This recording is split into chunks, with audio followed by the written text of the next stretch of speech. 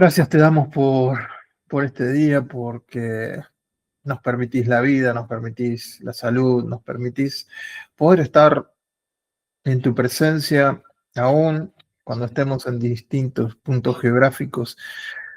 No nos une el Wi-Fi, nos une que tenemos la misma cabeza, pertenecemos al mismo cuerpo y tenemos un mismo espíritu. Así que estamos unidos porque somos uno en vos. Y en esta mañana lo que queremos pedirte es que nos ayudes a meditar, que nos ayudes a estar despiertos espiritualmente a lo que nos quieras mostrar, y sean cosas que tengamos que arreglar, sean cosas que tengamos que profundizar, sean cosas que ya están en nosotros y se hace una confirmación. Así que nos ponemos en tus manos y descansamos, papá, sabiendo que vos sos el que produce en nosotros el querer y el hacer. Así que ayúdanos a alinear nuestro corazón con tu querer, ayúdanos a que nuestro querer sea tu querer. Y, y también quiero pedirte por nuestra nación, por nuestro país, por Argentina, para que aquellos que sean elegidos por el voto popular en este día también se alineen con vos, sean del partido que sea quien sea, papá. Te pedimos gente que tenga temor de vos, gente que tenga un encuentro con vos, que necesitamos un país que te mire a vos, papá. Eh, Nada, ponemos a Argentina en tus manos, sabiendo que no puede estar en mejores manos. Oramos por los que ya están gobernando para que vos tengas misericordia de ellos. Todo te lo pedimos en el nombre de Jesús. Amén y amén. Amén. Muy bien. Estamos con el extraño de pelo largo, la tercera clase, la tercera exposición que vamos a hacer de esto. La idea es poder ver la radiografía del deseo, ¿no? En uno de los prototipos o uno de los malos ejemplos de lo que el deseo puede hacer. Cuando el deseo está y el espíritu no está conectado, alineado, reenfocado, ordenado con el querer de Dios. Entonces, pobre Sansón lo estamos tomando como un mal ejemplo, pero bueno, hizo méritos para eso. Acá Dios nos muestra a través de Pablo en la iglesia de los filipenses que Él es el que pone, y lo que el Espíritu Santo me impresionó en este caso o en este día era porque Dios es el que en ustedes, fíjense cómo es plural, ¿no? Pues está hablando a la iglesia y no está hablando a gente, a una persona en particular, en el que ustedes produce así el querer como el hacer por su buena voluntad. Y nada, me quedé pensando en ese ustedes, ¿no? Que si bien entendemos que le estaba hablando a personas y que cada persona es responsable por lo que decide querer, decide desear, también le está hablando a un conjunto de personas, que es la iglesia. Entonces, eh, es Él el que produce en nosotros, podríamos decir, como iglesia, porque somos una, no importa la denominación, no importa dónde vos vayas, no importa qué pastor tengas, somos una. ¿Está dividido Cristo? No. Entonces, es una. Dios no solo ordena, sino que planta deseos nuevos. Dios va poniendo esa semillita de lo que Él quiere en aquel que desea hacer la voluntad de Dios, que desea, que tiene el deseo de hacer su voluntad. Entonces Él planta un nuevo querer, deseo de vivir en su río de vida, podríamos decirlo, en su sintonía, porque el deseo es la inclinación interna que nosotros tenemos. Y esa inclinación interna a veces no va con el propósito de Dios. En este caso, el querer de Sansón estaba muy claro. El querer que Dios puso en Sansón era liberar a Israel. Pero vemos que el querer de Dios se mezcla con algunas cosas que no son de Dios: venganza, orgullo, heridas no sanadas, egos, pasiones. Entonces hay una mezcla ahí donde el querer de Dios se mezcla con el querer de la carne. Y en su misericordia Dios hace, o sea, genera la potencia en Sansón para hacer ese querer hasta que llega a un límite, ¿no? Entonces Dios habilita, energiza para cumplir ese querer que Él planta. No está poniendo un querer en nosotros y que nosotros lo hagamos en nuestras fuerzas. Lo único que nos pide Dios es que nosotros analicemos ese querer, ese propósito que puso en nosotros y ahora deseemos lo que Él desea. El poder para poder hacerlo lo va a dar Él también.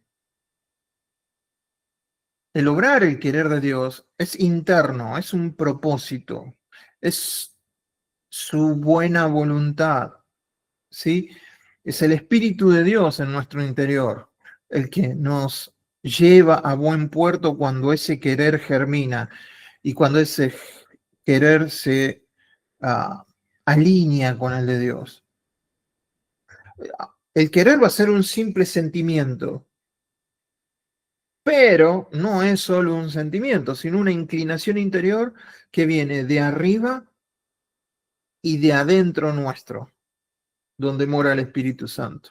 Entonces, viendo lo que nosotros estamos viendo, Sansón nació con un querer, pero súper claro, específico, inconfundible. No había forma de que él pudiera dudar de cuál era el querer de Dios. Pero en esta historia nos muestra que no solo se necesita poder de Dios, sino formación, carácter, madurez espiritual. Porque vemos que el poder de Dios mixteado, mezclado con las cosas del hombre, se convierten en tropiezo, no solo para el que los tiene, sino para aquellos de los cuales se tenían que beneficiar de ese don o de ese regalo de Dios. ¿Cuántos ejemplos vemos quizás en nuestras propias vidas, en el cuerpo de Cristo, que alguien teniendo el propósito, el don claro de Dios, el ministerio claro, empieza a utilizar métodos, sistemas, o pone sus anhelos personales, los disfrazan de ministerio y empiezan a mezclar ese querer de Dios con el querer humano y entonces en vez de ser luz terminan siendo tinieblas, en vez de tener una visibilización quieren éxito, en vez de tener propósito eterno o queremos, me incluyo, estamos todos ahí. Entonces, desde ahí partamos que Él pone el querer. En el libro de Jueces tenemos una opresión de 40 años bajo los filisteos. Sansón representa el inicio de la resistencia israelita contra los filisteos. Es claro, dice, él comenzó a salvar. ¿Cuándo se van a deshacer totalmente de los filisteos? Con David, mucho tiempo después. Pero con Sansón, quien es el que nos llama la atención ahora, porque yo quería salir del Sansón de la escuelita bíblica, ¿no? y poder ir un poco más profundo y que tengamos una imagen un poco más madura del Sansón y no solo del melenudo con fuerza, ¿no? Como si fuera el increíble Hulk bíblico. No, hay mucho más para rescatar de lo que está pasando con la vida de Sansón. Recordemos que los filisteos no son cananeos. Los filisteos vienen del mar, no es que son de acá de la tierra en sí. Ellos vinieron del mar y empezaron a controlar esa región.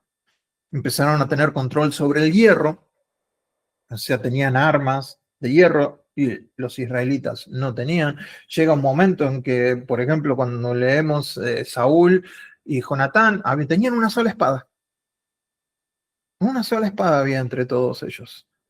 Entonces, ¿cómo los filisteos como que tenían el monopolio del hierro?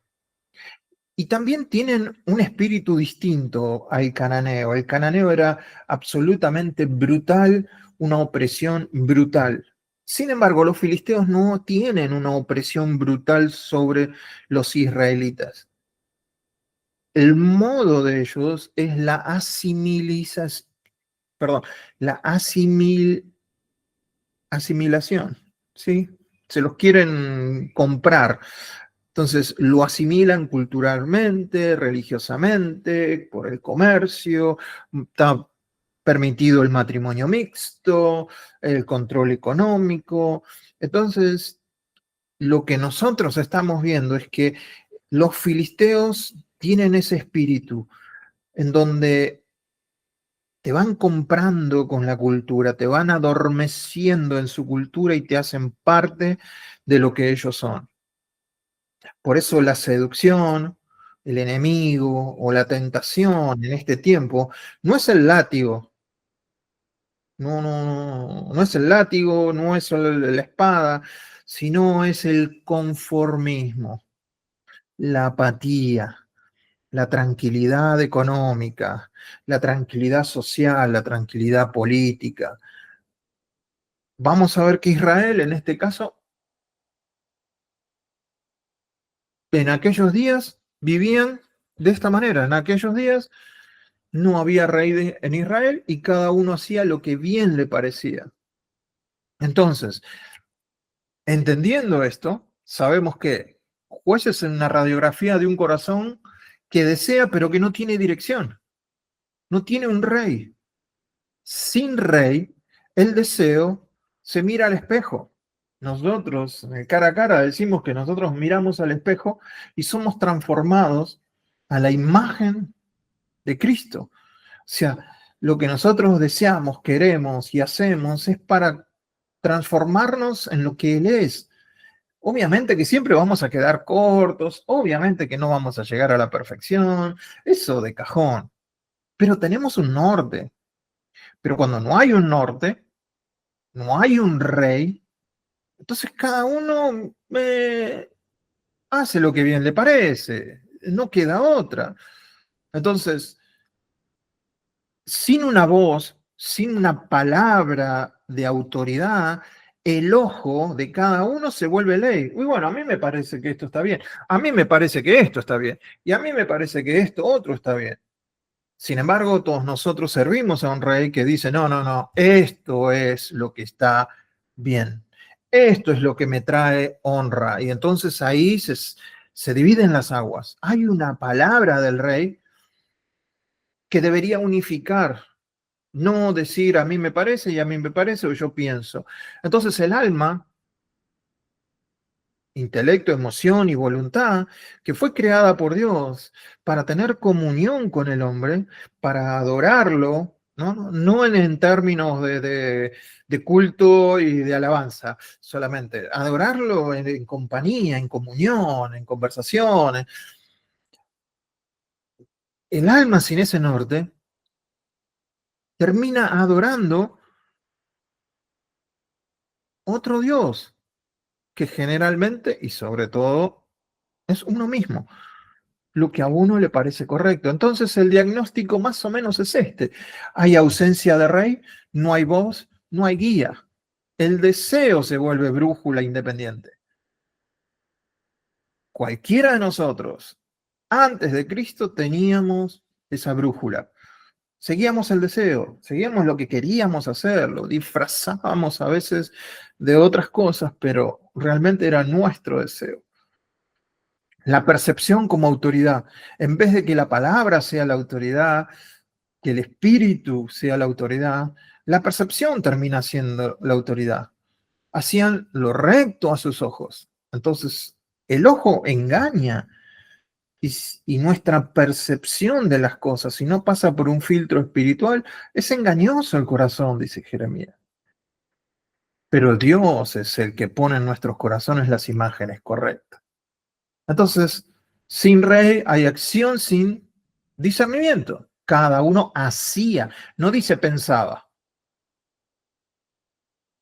Primero no tenían rey, no tenían norte, después cada uno hacía lo que bien le parecía. O sea que el deseo no se quedaba en una idea, ejecutaban, hacían cosas. Sin tener un norte, hacían cosas que iban para el este, el oeste o el sur. El resultado espiritual, idolatría, violencia, pérdida de comunión. Entonces, el deseo termina devorando lo que prometía. Dios promete algo, pone ese querer, pero si ese querer no es para servir al rey, entonces va a terminar haciéndonos a nosotros reyes de nuestro propio deseo y eso va a terminar en, bueno, todos nosotros podemos dar ejemplo de que cuando seguimos nuestros propios deseos es arena movediza. Por eso fuimos rescatados de eso y fuimos puestos sobre la roca. Entonces esto es más que un cuadro sinóptico, es un mapa de cuando el rey y el reino dejó de ser una prioridad. O cuando el rey y el reino no es una prioridad. Entonces todo el cuerpo que debería pertenecer, que debería vivir, que debería respirar, que debería decidir y actuar en pos del rey y del reino, o sea, en, por y para el rey, se ve afectado dramáticamente en todo su ser, porque el trono ha sido ocupado por alguien más. Generalmente es el yo, el ego. Entonces, en este contexto, Dios levanta a Sansón desde la nada. Sansón no podía haber existido porque su madre inclusive era estéril. Así que Dios prepara el vaso donde van a nacer, le pide que sea nazareo, que no tome vino, que no tenga contacto con cosas mortíferas, que no se corte el pelo. Y al parecer, por lo que vemos en la historia de Sansón, si nos ubicamos históricamente, si vemos, si nos, somos buenos y tratamos de ver, pobre, Sansón sí tenía la voz interior, el querer, pero no tenía modelos a seguir, no tenía un ejército, no tenía mentores, no tenía, era un pueblo que estaba sin Dios, un pueblo que vivía alejado de Dios. Entonces, él inicia la liberación y si somos buenos, podemos decir que Sansón, el propósito de Sansón, más que liberar, fue provocar. Es provocación constante. Pero esa provocación era para que el pueblo se despertara, para que el pueblo de Israel, que en este caso, en otros casos de otros jueces, el pueblo clamó a Dios y Dios le levantó un juez. Acá es peor todavía, porque el pueblo ni siquiera estaba clamando por un juez. Fíjense hasta qué punto había llegado la desidia, la conformidad del pueblo que ni siquiera pidió un,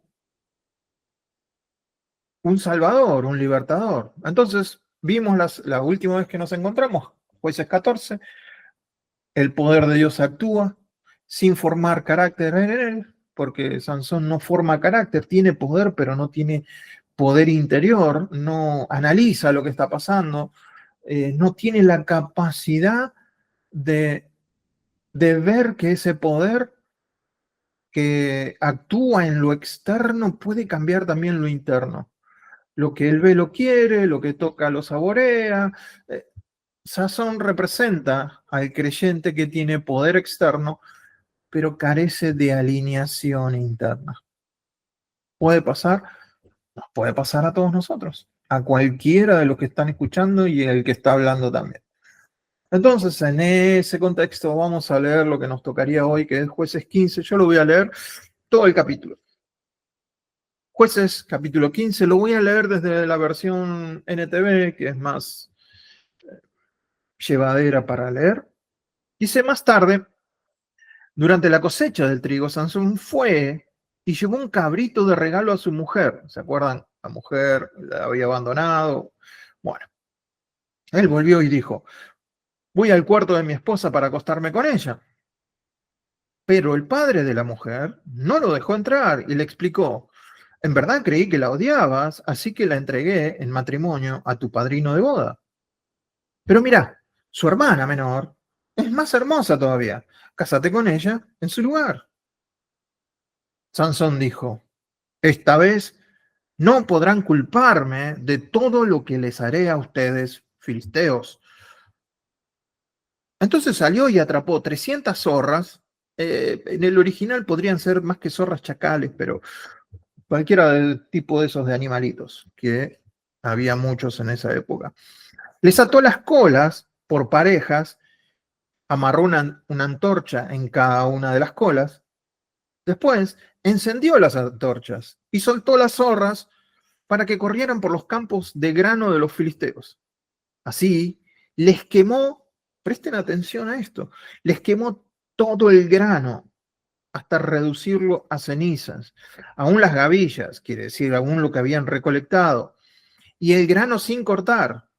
También les destruyó los viñedos y los olivares. Voy a hacer una pausa acá. Entendamos que la destrucción fue fatal.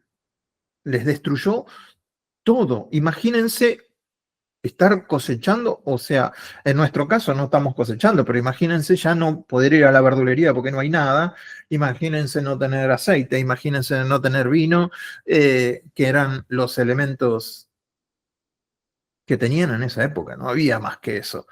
Entonces, les destruye todo eso. Y entonces los filisteos se preguntan, ¿quién hizo esto? Sansón, respondieron. La razón acá la da, porque su suegro de Timna entregó a su esposa en matrimonio al que fue el padrino de su boda. Entonces los filisteos fueron a buscar a la mujer y a su padre y los quemaron vivos. Fíjense el nivel de atrocidad de lo que era esa sociedad. Versículo 7.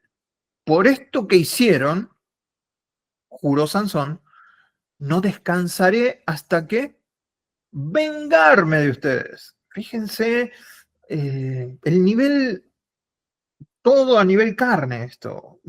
Los quemaron vivos y ahora Sansón quiere vengarse. 8. Luego atacó a los filisteos lleno de furia y mató a muchos de ellos. Después se fue a vivir una cueva en la roca de Etam. En represalia, los filisteos armaron un campamento en Judá y se extendieron hasta cerca de la ciudad de Lehi. Entonces, los hombres de Judá le preguntaron a los filisteos, ¿por qué nos atacan? Y los filisteos les dicen, vinimos a buscar, a capturar a Sansón y vengarnos por lo que nos hizo. Parecen películas de esas que miramos de acción, ¿no? Que le matan a la familia, que se venga y los otros se quieren vengar. Dice el 11. Entonces, 3.000 hombres de Judá bajaron a buscar a Sansón. Fíjense que hay 3.000 hombres de Judá, el pueblo de Israel. 3.000 que en vez de juntarse con Sansón para atacar a los filisteos, fíjense lo que hacen. Entonces 3.000 hombres de Judá bajaron a buscar a Sansón dentro de la cueva en la roca de Etam y le dijeron, ¿no te das cuenta de que los filisteos nos gobiernan? ¿Qué nos estás haciendo? Pero Sansón les contestó, Yo solo hice a ellos lo que ellos me hicieron a mí. Pero los hombres de Judá le dijeron, vinimos para amarrarte y entregarte a los filisteos. Está bien, le dijo Sansón, pero prométanme que no me matarán ustedes. Nosotros solo te amarraremos y te entregaremos a los filisteos, respondieron ellos.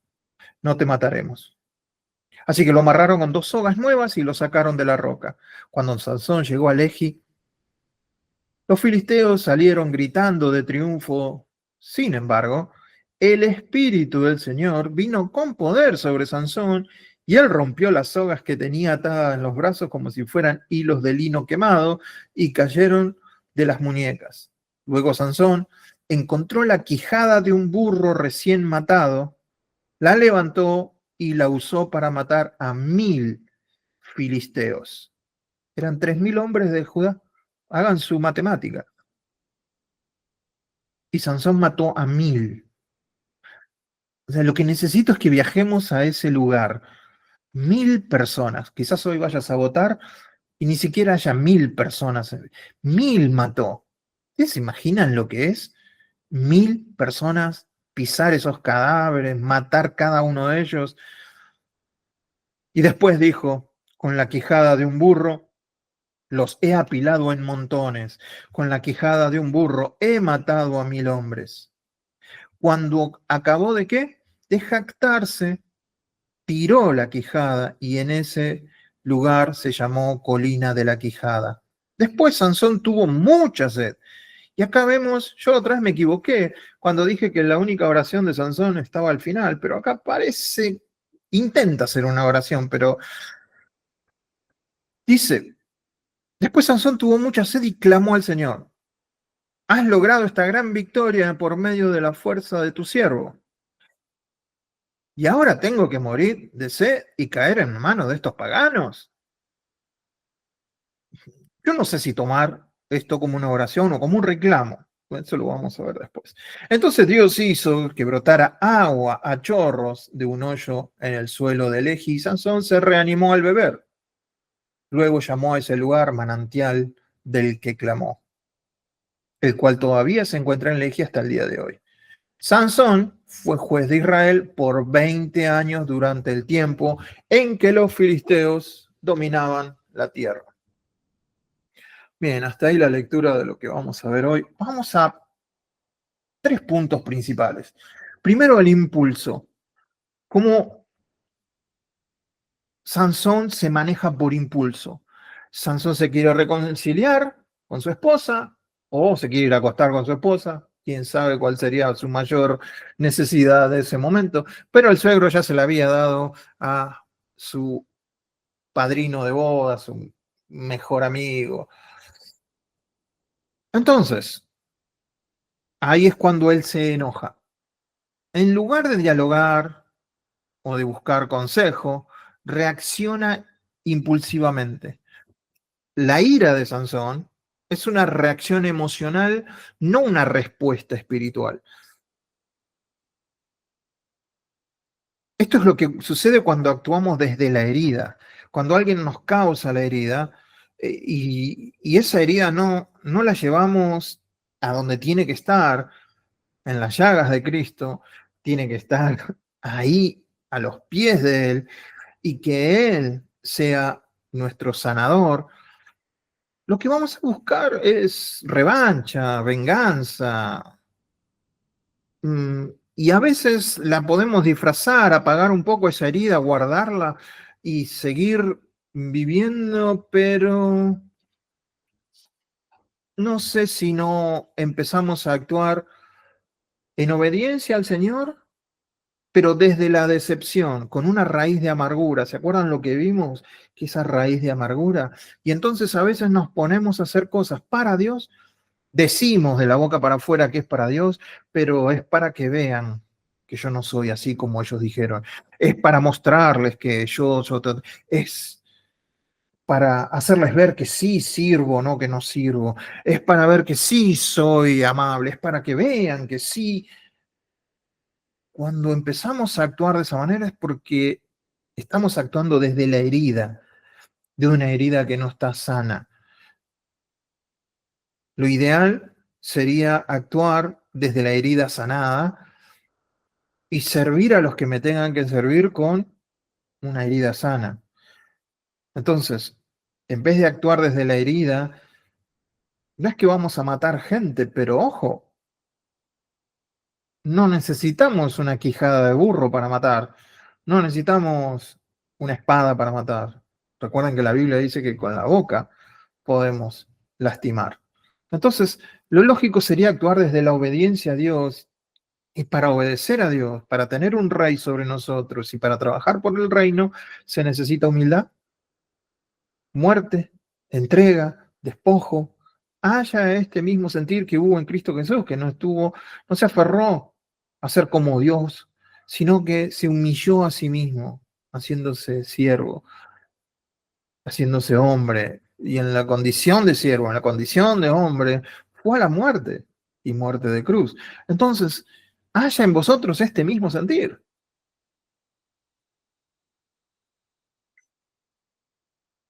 A veces ocurren esas situaciones de heridas, pero si Dios las permite, es para purificar el propósito de Dios en nosotros. Si no es así, se va a volver destructivo. Y en vez de tener la unción del querer de Dios, o sea, la unción para poder hacer lo que Dios puso en nosotros, esa unción se va a desvanecer. O sea, esa unción es el hacer, es el espíritu de nosotros. Se desvanece por una carne ardida, por una sed de venganza, que no es de Dios y su voluntad, sino que es el ego herido, destronado, y nos muestra, esa sola actitud nos debería mostrar quién está reinando en nuestro corazón. Entonces, una pregunta importante es, ¿estás usando lo que Dios te dio solo para sanar tus heridas? Lo que Dios nos dio como don es para beneficio de otros, no para sanar nuestras heridas. Supongamos que Dios te dio el don, el pastorado. Bueno, serví a esa gente como pastor, no para sanar tus heridas, sino porque esas ovejas están heridas y el servicio a ellos tiene que ser desde la humildad, desde la muerte, desde la entrega. Si sos maestro, enseñá, pero no para cubrir tus heridas, sino para sanar las heridas de otros, para que Cristo pueda entrar en esos corazones. Entonces la idea es esa, la idea es poder llevar nuestras heridas al único que las puede sanar para poder seguir funcionando, o sea, poder tener un celo por las cosas de Dios, pero un celo por las cosas de Dios sin comunión con Dios, en vez de alumbrar, va a quemar, va a destruir. Y es muy claro, Efesios 4:26, enójense, pero no pequen en el enojo, no dejen que su enojo los tome, como en el caso de Sansón. El conformismo. A mí me llamó poderosísimamente la atención que 3.000 se juntan para entregarlo a 1.000. ¿No estaban dispuestos a luchar? Cuando Israel debería apoyar a su libertador, a su campeón, al que Dios estaba utilizando, porque veían que Dios lo utilizaba, la fuerza de él no era de él, era de Dios. En vez de acoplarse a él, lo entregan a sus enemigos. Porque el pueblo ha perdido su identidad espiritual y prefieren la paz con el enemigo antes que la corrección de Dios. Esto es, esto es apostasía. Esto es lo que hemos visto. Eso es renegar de lo que Dios me está mostrando. No siempre es idolatría visible. A veces es pasividad espiritual. A veces no es no actuar. El pueblo estamos viendo que no quiere salvadores, quiere estabilidad, quiere comodidad. Una comunidad que prefiere estar esclavos como cuando salen de Egipto, que quieren volver a Egipto porque en Egipto comían cebolla y tenían comida. En vez de estar en libertad, entonces, no sé qué preferís, una cómoda esclavitud o la libertad costosa, incómoda, luchada, con propósito, que va a requerir de vos morir, incomodidad. eh, ¿Preferís ese tipo de libertad o la comodidad?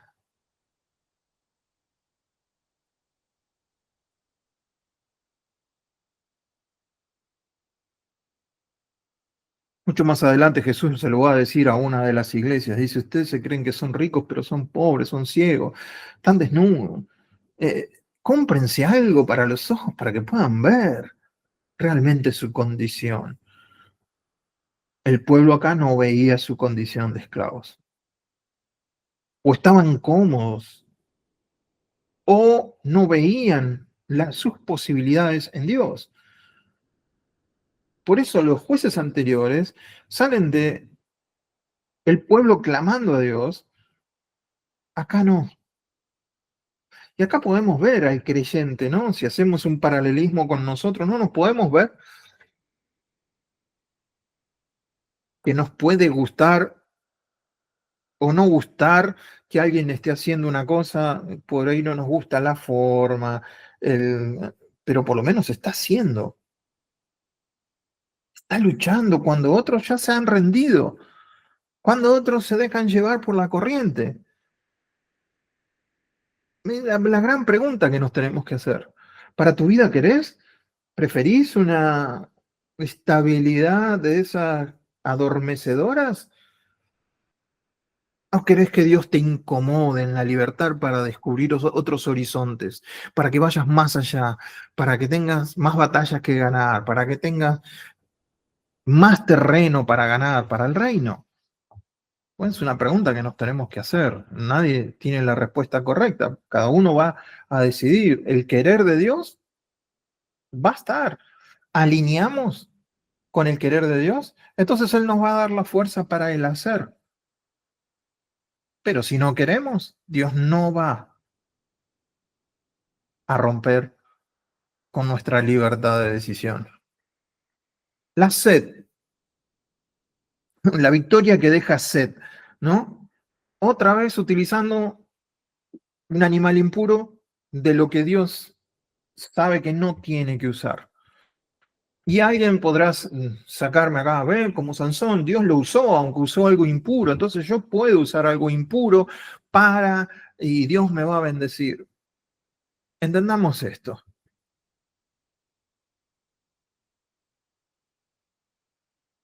Teológicamente se lo conoce como gracia permisiva. Para entenderlo de otra manera es a veces Dios no le queda otra y es un evento extraordinario, no es la regla a seguir. Entonces vemos en la Biblia muchos casos en donde, muy a pesar de Dios, tiene que actuar porque no hay otra circunstancia. Puede hablar por una bruja. Y sí, siempre habla por una bruja. No, fue una vez sola. Acá siempre usa a sus paladines, sus libertadores, a sus jueces, utilizando elementos impuros. No, pero no le quedaba otra a Dios. Entonces, podemos aprender de eso. No hagamos de esto de eventos que son extraordinarios. O sea, en la palabra extraordinario, usarla no en el que no es algo ordinario, en el que Dios va, una norma de Dios, sino que se sale de la norma porque no queda otra. Entonces, primero entender eso. Segundo, entendemos que después de la victoria se derrumba físicamente. Entonces, vemos a un tipo matando 1000 personas con el poder de Dios. ¡Wow! Vemos una victoria real, asombrosa, milagrosa, espectacularidad al máximo, pero no vemos transformación. ¡Wow! ¿Cuántas veces vemos desde el cristianismo o no desde los escenarios espectacularidad, asombro y decimos, wow, mira lo que está pasando y el ciego que ve y el paralítico que camina y damos gloria a Dios, gracias por eso Dios, pero nunca vemos si ese vaso que Dios está utilizando está siendo transformado.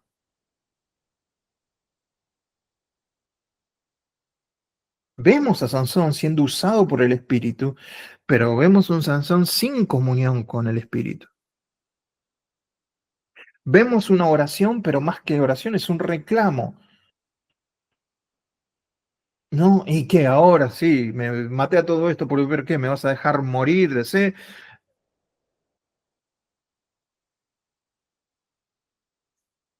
Y Dios interviene en su misericordia. Otra vez le abre una fuente de agua y toman. Y de esto tenemos para ser dulce, de las veces que el pueblo duro de servicio, el pueblo terco, aún la misericordia de Dios no los liquida en ese momento.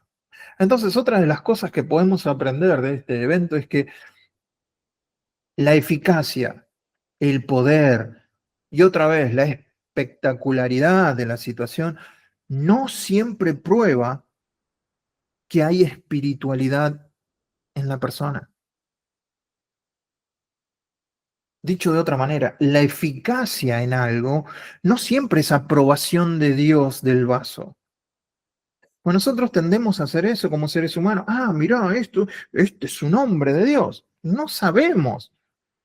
Démosle gloria a Dios por el don en esa persona, sí, pero no automáticamente pensemos que esa persona ya es aprobada por Dios porque no conocemos su corazón, no conocemos cómo actúa con Dios, no conocemos esa persona cuando apoya la cabeza sobre la almohada, en qué piensa, cuando está sola y sin hacer nada, qué está haciendo, qué le entrega a Dios cuando tiene momentos en donde le puede entregar tiempo a Dios, pero lo usa en otras cosas. No, no lo sabemos. Lo único que sabemos es que si las victorias te dejan vacío, hay que pensar. En este caso, la sed podría ser algo espiritual también, ¿no? No solo algo biológico. Jesús también tuvo sed en la cruz, pero no fue un reclamo. Mirá, encima que estoy en la cruz, tengo sed.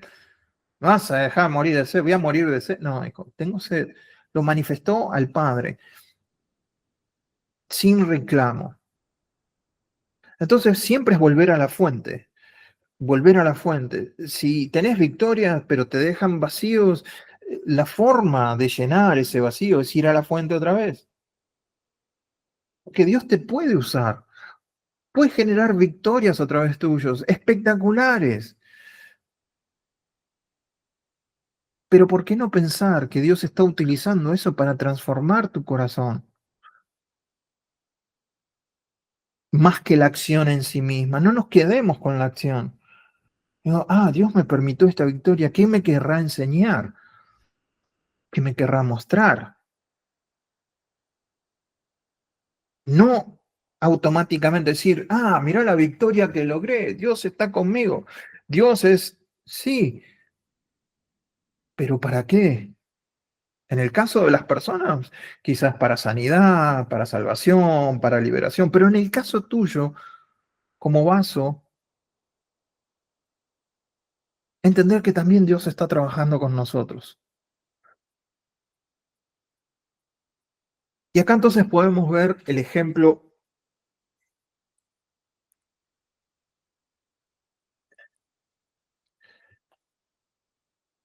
como conclusión, el paralelo con Jesús. Si bien Sansón fue juez, Acuérdense que juez como libertador, y el verdadero libertador juez es Jesús. Ante él toda rodilla se va a doblar. Sansón usó la fuerza para vengarse. Jesús usó esa misma fuerza, el mismo espíritu, pero para perdonar.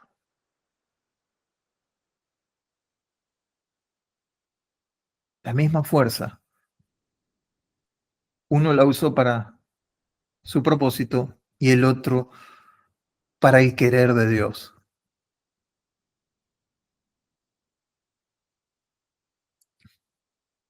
Fue entregado también por su pueblo. Jesús fue entregado por su pueblo.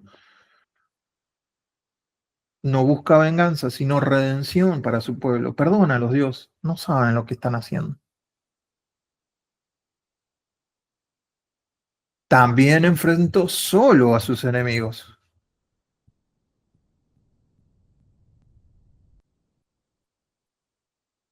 Y acá vemos el mismo espíritu, la misma fuerza que actuó en Sansón, en Jesús, pero Jesús lo usa como herramienta para amar a los demás. Sansón lo usó como herramienta para destruir a los demás.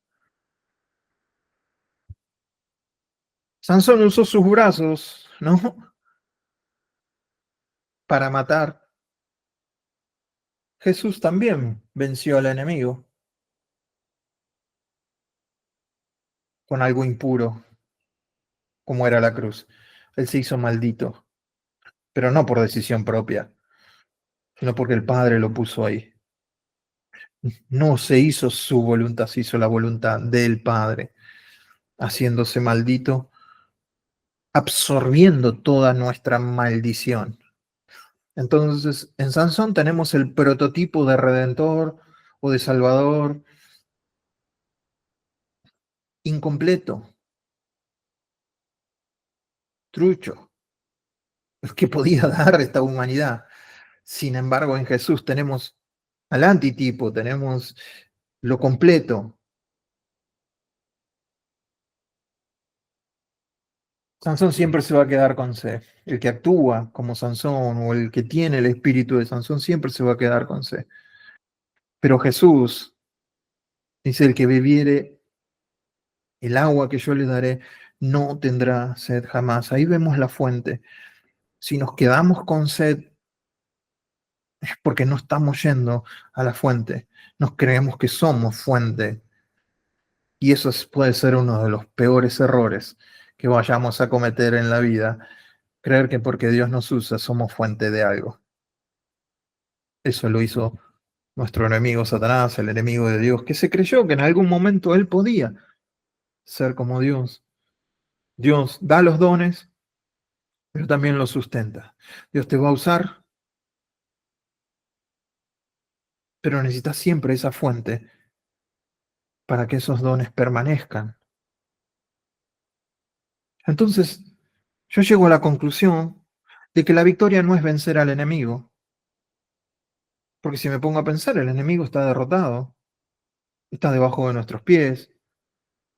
Entonces, la victoria no es vencer al enemigo. No puedo tener una victoria de algo que ya está hecho. La victoria, entonces, debería ser otra cosa. Porque en Efesios nos dice que el enemigo lo puso toda la victoria en la iglesia, su cuerpo, y debajo de la iglesia, debajo de sus pies, están los principados, potestades, todos debajo de la iglesia. Entonces, la victoria no es vencer al enemigo. Tengo que llegar a la conclusión que la victoria es cuando yo logro depender de la fuente.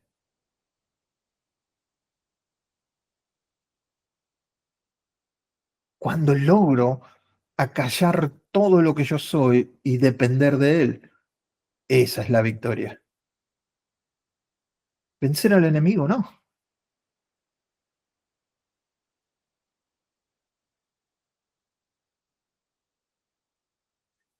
Si miramos al pobre de Sansón, no inspiró a nadie, porque fue un acto personal. Sin embargo, en Jesús vemos generaciones y generaciones inspirados, porque no fue algo personal, sino que vino a ser la voluntad de Dios. Este extraño de pelo largo nos pone en situaciones incómodas a los que somos creyentes de ese mismo espíritu que él tenía, ese mismo espíritu, esa fuerza que él tenía, fue dada por el mismo espíritu que hoy mora en nosotros. Entonces, ¿cómo canalizar esa fuerza? Es ceder, es poder alinear el querer de Dios, porque el querer de Dios es perdonar. Bueno, alinearme con Dios en perdonar. Entonces, cuando me alineo con eso, Dios me da el poder para hacerlo. Dios quiere que todos sean salvos. Bueno, si el querer de Dios, que yo predique la palabra, que yo enseñe, que yo hable de Él, bueno, me alineo con Él en las distintas maneras que tenemos cada uno. Cuando me alineo con Él, Él me da el poder para poder hablar. Pero si no, el querer queda trunco cuando su querer choca con nuestro querer. Y puede ser que Dios nos haya usado en otros momentos, pero no nos quedemos con eso. Vayamos por más, no nos conformemos, no seamos conformistas, no seamos como el pueblo de Judá, que querían, ahora querían una estabilidad. No seamos una iglesia conformista, que, bueno, sí, ya no tomo, ya no juego, ya no, qué sé yo, todo lo que hacíamos, ya, ahora estoy tranquilo, voy a la iglesia, doy mi ofrenda, doy mi diezmo, ya estoy ahí, mantenerme en esa tranquilidad. No, hay más batallas por ganar.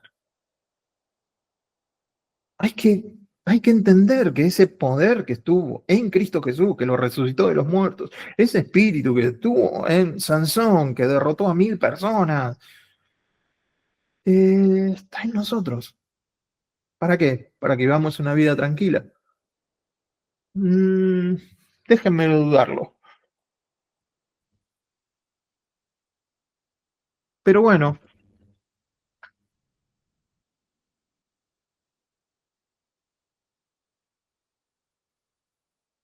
¿cuál es tu querer? De acuerdo a lo que Dios ha puesto en tu vida, ¿cuál es tu querer? ¿Es el querer de Dios o es el querer de la subcultura evangélica que nos ha predicado? Estar armaditos, estar tranquilitos, estar... eh, lo dejo ahí. No quiero... Yo sé dónde me aprieta el zapato a mí. Así que, ¿les parece que oremos?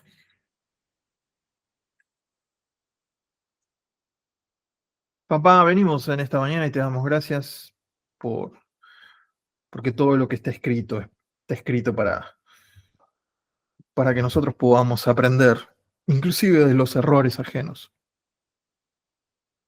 Que Sansón no sea una historia nada más pintoresca, sino que sea una historia que nos ayude a reflexionar en qué estamos haciendo con lo que vos ya nos diste, qué estamos haciendo con el querer que vos pusiste en nosotros, ese momento que creímos, esas habilidades que tenemos, esos dones que vos pusiste en nosotros, qué estamos haciendo con ellos. No es para culparnos, no hay ninguna condenación para los que están en Cristo Jesús, ninguna. Y si quisiéramos vivir, papá, esta vida así tranquila, sé que vamos a ser salvos.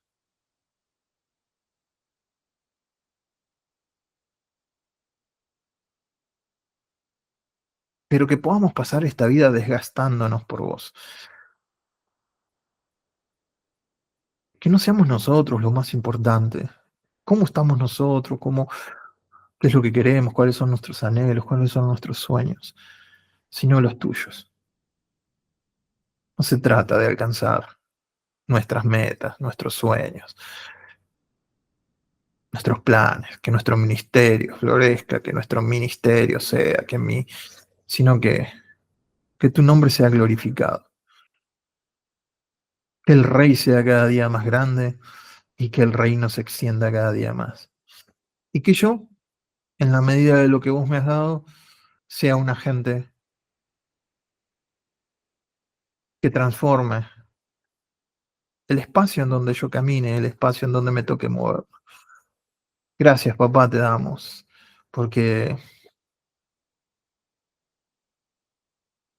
el ver dónde estamos parados no es para juicio, no es para condenación, no es para quedarnos con una tristeza, sino para cambiar la cabeza, para no quedarnos con la tristeza, sino dejarnos mover y llevarte lo que sea a tu presencia. Si hay heridas, bueno, no, las heridas hay que llevártelas a vos. Vos sos el único que puede sanar.